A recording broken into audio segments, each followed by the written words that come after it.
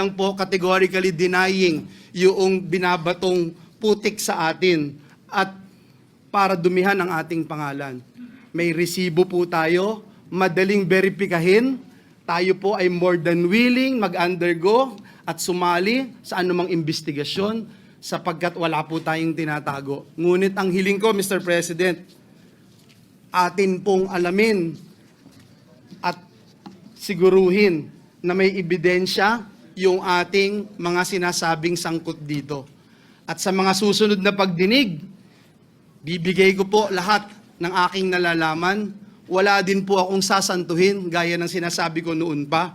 At Mr. President, I will never betray my principle. I will never, ever,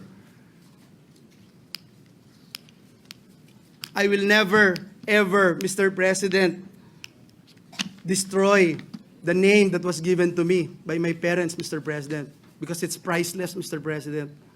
The Bible says a good name should be chosen than great riches. Pinalaki po ako ng magulang ko na naniniwala ako sa langit at impyerno. Pinalaki po ako ng magulang ko na naniniwala ako that when you die here on earth, you will face your Creator and immediately into judgment. Pinalaki po ako ng magulang ko na sa impyerno, wala pong graduation. Kahit 1 bilyong taon, kahit 1 trilyong taon, pag ikaw ay nagkasala, pag ikaw ay pinarusahan ng Diyos, wala pong graduation doon. Mr. President, my duty has always been to serve our kababayans. Lalong-lalo na po ang mga kababayan kong Bulakenyo who suffer from flooding year after year. And that is where my focus remains, Mr. President. Finding real solutions, not engaging in black propaganda.